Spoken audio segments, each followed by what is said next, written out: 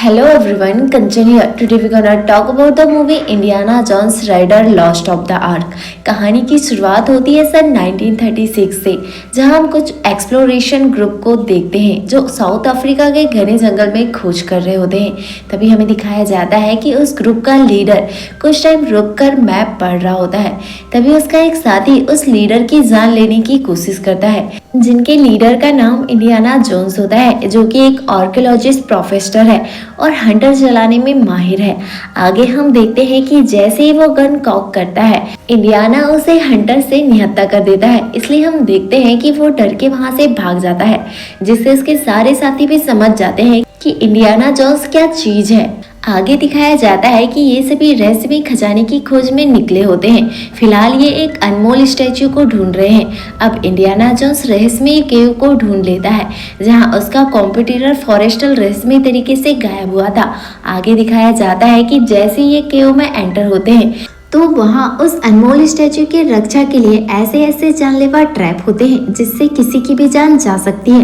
तभी हमें दिखाया जाता है कि जिस फॉरेस्टर कॉम्पिटिटर की अभी अभी हमने बात की थी, वो ऐसे ही किसी ट्रैप में मरा हुआ है, इसलिए वो गायब हो गया था। आगे हम देखते हैं कि इंडियाना जोन्स कई ट्रैप्स को पार करके फाइनली इस स्टैच्यू के पास पहुंच जाता है, जहां वो अनमोल प्रतिमा रखी होती है। वो समझ जाता है कि यहाँ पर कई सारे ट्रैप्स होंगे। जैसे ही वो एक कदम आगे चलता है तो उसे पता चल जाता है कि यहाँ पर कई सारे ट्रैप्स नहीं हैं, बल्कि ये पूरा का पूरा चैम्बर ही ट्रैप से भरा हुआ है। इसलिए हम देखते हैं कि वो सूझबूझ के साथ आगे बढ़ता है और हम देखते हैं कि फाइनली वो स्टैच्यू के पास पहुंच जाता है। जहां पहुंचने के बाद वो स्टैच्यू के इक्विवेलेंट वजन रख के वहां से स्टैच्यू उठा लेता है, लेकिन उसका कैलकुलेशन रॉन्ग हो जाता है। इसलिए हम देखते हैं कि वो पूरा का पूरा चैम्बर ही गिरने लगता है। इसलिए इंडियाना वहां से भागने लगते हैं, लेकिन सामने खाई होती है। तो हम देखते हैं कि वो अपने साथी से चाबुक मांगते हैं, लेकिन वो उन्हें धोखा देता है और कहता है कि पहले वो स्टैच्यू मुझे दे दो, इसके बाद वो चाबुक देगा। लेकिन वो स्टैच्यू लेने के बाद भी उसे चाबुक नहीं देता। और अब यहाँ हम देखते हैं कि जब इंडियाना के पास कोई रास्ता नहीं होता है, इसलिए वो रिस्क लेकर जंप लगा देता है और जैसे ही गुफा का डोर बंद होने वाला होता है, वो वहां से निकल जाता है। लेकिन जब वो आगे जाता है तो उसे पता चलता है कि उसके धोखेबाज साथी की ट्रैप में फंसकर डेथ हो गई है। आगे हम देखते हैं कि इंडियाना जोन्स उस मूर्ति को उठाकर वहां से जाने लगता है। तभी उसके पीछे एक बड़ा सा पत्थर आ रहा होता है, लेकिन वो केव से बाहर निकल जाता है। जैसे ही वो मूर्ति लेकर बाहर निकलता है तो उसे कबीले वाले घेर लेते हैं और इन कबीले वालों से बैलोक मिला हुआ होता है। और हम देखते हैं कि वो इंडियाना जोन्स से वो स्टैच्यू छीन लेता है और कबीले वालों से कहता है कि इसे मार दो। लेकिन इंडियाना जोन्स जैसे तैसे अपनी जान बचाकर वहां से भाग जाता है, जहां आगे उसका प्लेन वेट कर रहा होता है, जिसमें बैठकर वो वहां से चले जाता है। आगे दिखाया जाता है कि इंडियाना जोन्स एक हिस्ट्री के प्रोफेसर हैं, जो बच्चों को हिस्ट्री पढ़ा रहे होते हैं। अब हम देखते हैं कि वहां पर कुछ आर्मी ऑफिसर आते हैं जो इंडियाना जोन्स से मिलते हैं और हम देख पाते हैं कि ये समय होता है सेकेंड वर्ल्ड वॉर का और इसी टाइम सेकेंड वर्ल्ड वॉर चल रहा होता है। ये दोनों ऑफिसर बताते हैं कि उन्होंने जर्मनी में एक सीक्रेट मिशन को डिटेक्ट किया है। वो बताते हैं कि हिटलर के कुछ साथी इजिप्ट में माइनिंग कर रहे हैं, जहां पर एक बक्सा छुपा हुआ है और उसी के अंदर कीमती चीज है, जिसे लॉस्ट ऑफ आर्क कहा जाता है। इसमें नेचुरल पावर यानी कि कुछ कुदरती शक्तियां हैं, जिसका यूज करके हिटलर वर्ल्ड वॉर जीतना चाहता है। आगे हम देखते हैं कि इंडियाना जोन्स बातचीत के दौरान बताते हैं कि लॉस्ट ऑफ आर्क को ढूंढने के लिए उसे ब्रॉन्ज मेडलिन की जरूरत होगी, जिसमें लिखा है कि लॉस्ट ऑफ आर्क को कैसे ढूंढना है। और ये मेडेलियन इंडियाना जोन्स के प्रोफेसर रॉबिन हुड की बेटी के पास होता है। ये दोनों ऑफिसर इंडियाना को लॉस्ट ऑफ आर्क को ढूंढने के लिए कहते हैं और कहते हैं कि वो इसका पूरा खर्चा देंगे। तो यहाँ हम देखते हैं कि इंडियाना जोन्स नेपाल के लिए निकल जाते हैं ताकि वो प्रोफेसर रॉबिन हुड की बेटी से मिल सके। लेकिन आगे सीन में हम देखते हैं कि हिटलर के कुछ लोग इंडियाना का पीछा कर रहे होते हैं। आगे चलकर हमें पता चलता है कि रॉबिन हुड की बेटी, जिसका नाम मेरियन होता है, एक्चुअल में इंडियाना और मेरियन पुराने लवर्स हैं, जिनका ब्रेकअप हो गया था। अब आगे हमें प्रेजेंट का सीन दिखाया जाता है, जहां इंडियाना मेरियन से मिलते हैं और ब्रॉन्ज मेडलियन को मांगते हैं, पर मेरियन उसे नेक्स्ट डे आने को कहती है। वहीं हम देखते हैं कि हिटलर का लोग इंडियाना का पीछा करते हुए वहीं पर पहुंच जाते हैं और हम देखते हैं कि वो मेरियन से मेडलियन मांगने लगते हैं, पर मेरियन उन्हें साफ मना कर देती है। तो हम देखते हैं कि वो उसे पकड़कर जबरदस्ती उसका फेस जलाने की कोशिश करते हैं। अब क्योंकि हीरोइन प्रॉब्लम में है तो तभी हमारे हीरो की एंट्री होती है और हम देखते हैं कि वो अपने चाबुक से उन सभी पर अटैक करके मेरियन को बचा लेता है। आगे दिखाया जाता है कि हिटलर के लोग गोलियां चलाने लगते हैं, लेकिन इंडियाना दीवार के पीछे छिप जाता है।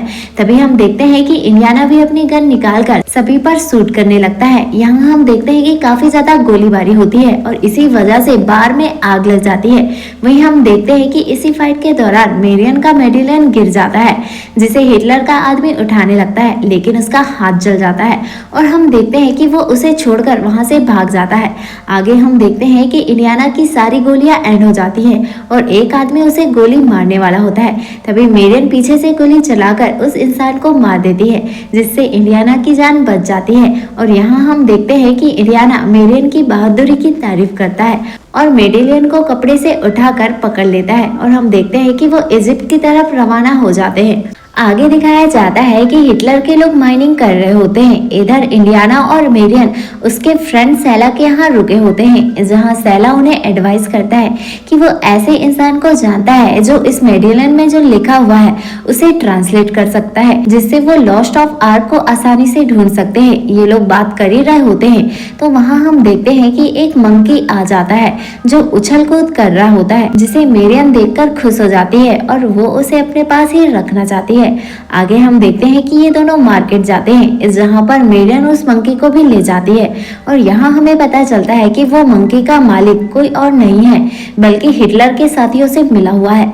आगे दिखाया जाता है कि ये मार्केट में फ्रूट्स खरीद रहे होते हैं। तभी वहाँ पर मेरियन और इंडियाना पर हिटलर के लोग अटैक कर देते हैं, जहाँ पर इंडियाना और मेरियन उनसे बचने की कोशिश करते हैं, लेकिन उनके पास धारदार हथियार होते हैं। और हम देखते हैं कि इसी फाइट के दौरान मेरियन इंडियाना से अलग हो जाती है, जिससे हिटलर के लोग मेरियन को किडनैप कर लेते हैं। वहीं इंडियाना मेरियन का पीछा करता है, लेकिन हम देखते हैं कि वहां पर एक विलन उसे रोक लेता है, लेकिन इंडियाना उसे गन से मार देता है। अब आगे हम देखते हैं कि वो लोग मेरियन को एक ऐसे ट्रक में डालकर ले जाने लगते हैं जिसमें गोला बारूद भरा होता है और यहाँ हम देखते हैं कि इंडियाना ट्रक ड्राइवर को गोली मार देता है। इसी वजह से ट्रक पलट जाता है और हम देखते हैं कि एक बड़ा सा ब्लास्ट होता है, जिससे इंडियाना को लगता है कि मेरियन की डेथ हो गई है। इसलिए हम देखते हैं कि वो मेरियन को भुलाने के लिए शराब पीने लगता है, पर दरअसल मेरियन दूसरे ट्रक में होती है। तभी हम देखते हैं कि कुछ लोग आकर इंडियाना जोन्स को बेलोक के पास ले जाते हैं और ये लोग वही इंसान होते हैं जिसने मूवी के स्टार्टिंग में स्टैचू को चुराया होता है। ये हिटलर के लिए ही काम करते हैं, जो कि हिटलर को लॉस्ट ऑफ आर्क ढूंढकर देना चाहते हैं। यहाँ वो इंडियाना को ऑफर करता है कि वो उसके साथ मिलकर काम करे, लेकिन इंडियाना ऐसा करने के लिए मना कर देता है। यहाँ पर बेलोक उसे बताता है कि ये लॉस्ट ऑफ आर्क एक प्रकार का ट्रांसमीटर है जो अर्थ से नहीं है। ऐसा कहा जाता है कि इसके जरिए हम भगवान से बात भी कर सकते हैं। इंडियाना उसे धमकाते हुए कहता है कि तुम्हें भगवान से बात करना है ना, तो चलो मैं तुम्हें भगवान के पास ही पहुँचा देता हूँ। यहाँ हम देखते हैं कि बात लड़ाई तक पहुँच जाती है। सभी लोग गन भी निकाल लेते हैं। तभी सैला के बच्चे इंडियाना को आकर बचा लेते हैं। आगे सीन में दिखाया जाता है कि सैला इंडियाना को अपने दोस्त के पास ले जाता है जो उसके मेडेलियन को ट्रांसलेट कर सकता है, लेकिन वो बंदर का मालिक इनका पीछा करते हुए वहीं पर पहुंच जाता है और फ्रूट्स में जहर डाल देता है। वहीं पर सैला का दोस्त मेडेलियन को ट्रांसलेट करके बता देता है कि मेडेलियन के ऊपर एक रॉड लगेगा जिसकी लंबाई 60 इंच होनी चाहिए। जब उस रॉड को मैप रूम में ले जाया जाएगा तो इस पर सूरज की रोशनी पड़ेगी जो लॉस्ट ऑफ आर्क का पता बता देगी। आगे हम देखते हैं कि इंडियाना वहाँ रखे फल को उठाकर खाने ही वाला होता है, पर सैला उसे रोक देता है क्योंकि उसने वहाँ पड़े मंकी की लाश देख ली थी जिसने अभी अभी वही फ्रूट्स खाया होता है। आगे दिखाया जाता है कि सैला और इंडियाना भेस बदलकर माइनिंग वाली जगह पर पहुंच जाते हैं, जहां पर इंडियाना रस्सी के हेल्प से मैप वाले रूम में पहुंच जाता है, जहां पर इजिप्ट का पूरा मैप 3D में होता है और वो जमीन पर लिखे इंस्क्रिप्शन को पढ़ता है और हम देखते हैं कि रॉड को सही जगह पर डाल देता है और उसके ऊपर मेडेलियन को लगा देता है जिस पर सूरज की रोशनी पड़ती है और हम देखते हैं कि उससे एनर्जी लाइट निकलती है जो कि 3D मॉडल पर एक जगह पर रुक जाती है और हम देखते हैं कि वो उसी जगह की लोकेशन होती है जहाँ पर लॉस्ट ऑफ आर्क रखा गया है।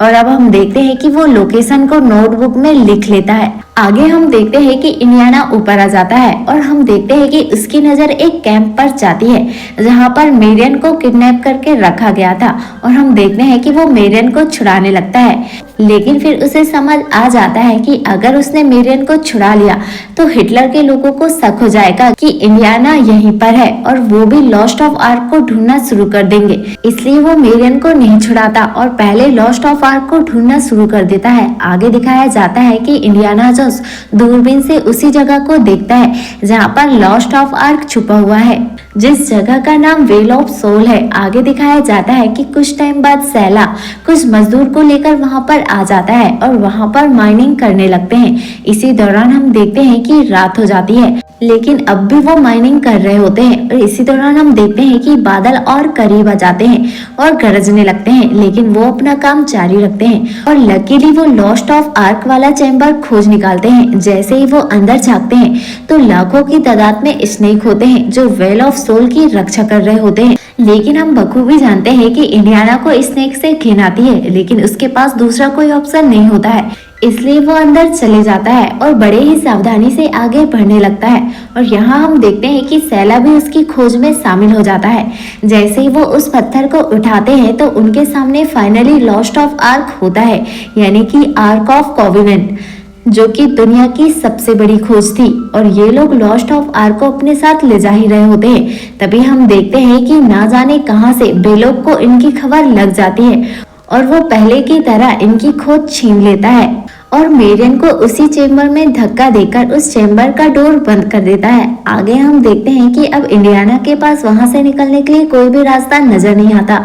तभी हम देखते हैं कि इंडियाना की नजर एक होल पर जाती है जहां से लाइट आ रही होती है, इसलिए वो समझ जाता है कि ये दीवार काफी ज्यादा कमजोर है, जिसे तोड़ने के लिए वो हाथी के स्टैचू में चढ़ जाता है और उसे धक्का दे देता है, जिससे वो दीवार टूट जाती है और हम देखते हैं कि उन्हें वहां से निकलने का रास्ता दिख जाता है।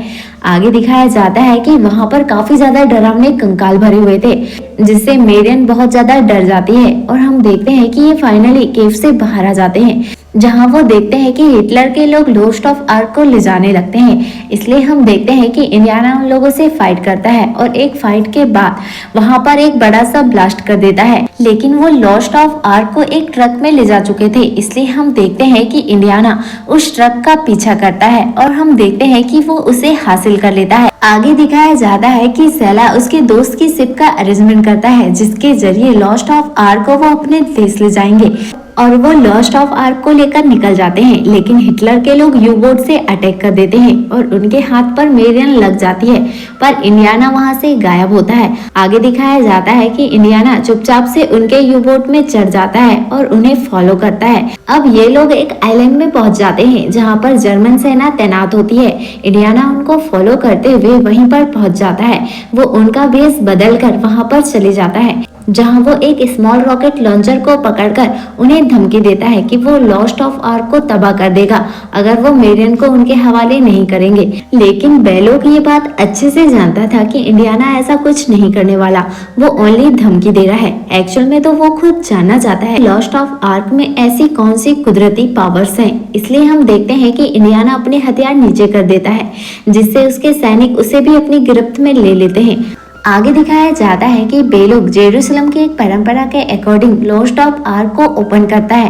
वहीं दूसरी तरफ हम मेरियन और इंडियाना को देखते हैं, जिन्हें एक ऊपर साइड में बांध दिया होता है। इधर आर्क ऑफ कॉवेनेंट खुल जाता है और हम देखते हैं कि वहां पर कुछ नहीं होती है, बल्कि रेत होती है। ये देखकर वो बहुत जल्दी डिसाइड कर लेते हैं और यही उनकी सबसे बड़ी मिस्टेक होती है और वो लॉस्ट ऑफ आर्क की पावर को कम समझ बैठते हैं। तभी हम देखते हैं कि वहां लगे सारे इलेक्ट्रिक डिवाइस टूटने लगते हैं और देखते ही देखते आग से हजारों आत्माएं निकलने लगती हैं, जो चारों तरफ से सैनिकों को घेर लेती है। वो समझ ही नहीं पाते कि ये हो क्या रहा है। तभी हम देखते हैं कि वो सारी आत्माएं शैतानों में बदल जाती हैं और हम देखते हैं कि आर्क से एक पावरफुल एनर्जी सोर्स निकलता है, जो सभी सैनिकों को चीरकर आगे बढ़ती है और हम देखते हैं कि सभी सैनिकों की बुरी तरीके से मौत हो जाती है। तब देखकर इंडियाना मेरियन को तुरंत आंखें बंद करने के लिए कहता है, क्योंकि यही एक रास्ता है उससे बचने का।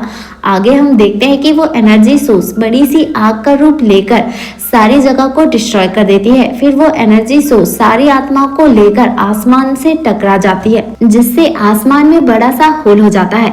फिर हम देखते हैं कि एनर्जी वापस से उसी आर्क ऑफ कोवेनेंट में समा जाती है और हम देखते हैं कि लकीली इंडियाना और मेरियन बच जाते हैं। अब हमें एक वीक के बाद का सीन दिखाया जाता है, जहां पर वही ऑफिसर इंडियाना को कांग्रेचुलेट करते हैं और कहते हैं कि तुमने इतने बड़े मिशन को अंजाम दिया है। और वो लोग लॉस्ट ऑफ आर्क को एक लकड़ी के बॉक्स में डालकर एक सीक्रेट जगह पर रख देते हैं और ये बात इंडियाना को नहीं बताई जाती और मूवी यहीं पर एंड हो जाती है। अगर आपको ये एक्सप्लेनेशन पसंद आए तो वीडियो को लाइक और चैनल को सब्सक्राइब करके हमारे मोटिवेशन लेवल को जरूर बढ़ाइएगा, क्योंकि आपका एक सब्सक्राइब हमारे इंस्पिरेशन का कारण बनता है।